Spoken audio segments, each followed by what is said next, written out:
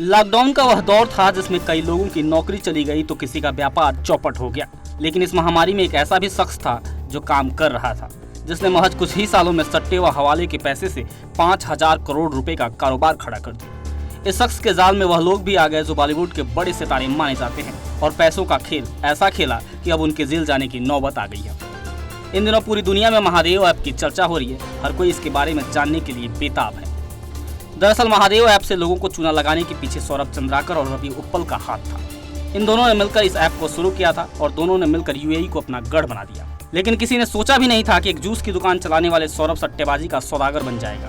छत्तीसगढ़ की राजधानी रायपुर में सौरभ जूस की दुकान चलाता था, लेकिन इस दौरान उसने मोटा पैसा कमाने का प्लान बनाया और सबसे पहले उसने कई शहरों में जूस फैक्ट्री के नाम से कई दुकानें खोल दी। आपको बता दें कि सौरभ ऑफलाइन सट्टा खेलता था, लेकिन कोरोना की वजह से ऑनलाइन सट्टा खेलने लगा। इस दौरान उसने सट्टेबाजी ऐप बनाने का फैसला किया और इस खेल में उसका दोस्त रवि उप्पल की एंट्री हुई।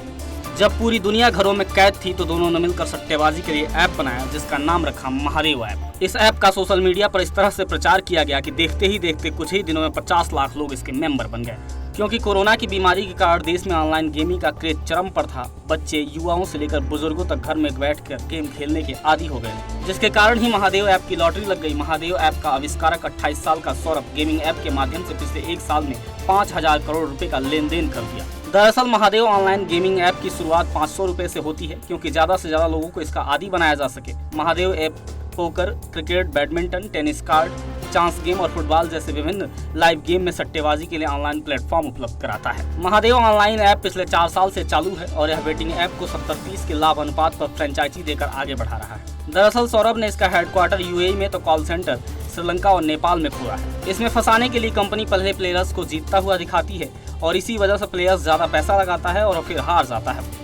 हजारों कमाने के चक्कर में लोगों ने लाखों गंवा दिए और इसके जाल में अब तक लगभग 10 लाख से ज्यादा लोग शिकार हो चुके हैं। अकेले छत्तीसगढ़ में 3 दर्जन से ज्यादा इसके सेंटर बने थे और ये सट्टा 500 रुपए से लेकर 5,000 रुपए तक के होते थे। महादेव ऐप में न केवल बैटिंग करवाकर पैसे कमाया, बल्कि उसने हवाला के जरिए विदेश में भी फंड ट्रांसफर किए। इसकी जांच में करीब 10,000 से ज्यादा बैंक खाते हैं और ये सभी सेविंग खाते हैं। इसका मास्टरमाइंड सौरभ चंद्राकर अभी भी दुबई में मौजूद है, लेकिन मुंबई समेत देश के तमाम शहरों में छापेमारी करके 417 करोड़ रुपए की संपत्ति फ्रीज करके कई लोगों को गिरफ्तार किया गया है। और अब इस मामले में सबसे ज्यादा गिरफ्तारियां भी छत्तीसगढ़ से ही हुई हैं। आपको बता दें कि फरवरी 2023 में सौरभ की यूएई में शादी हुई थी और आरोप है कि इस शादी में महादेव ऐप के प्रमोटरों ने 200 करोड़ रुपए से ज्यादा खर्च कर दिए थे।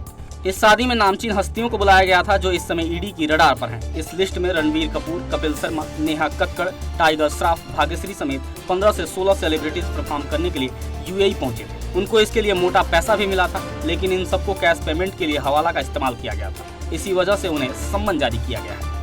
बहरहाल इस लिस्ट में कई बड़े लोगों का नाम शामिल है, जिसमें सबसे ज्यादा बॉलीवुड इंडस्ट्री के लोग शामिल हैं। Bureau report, Navtej TV.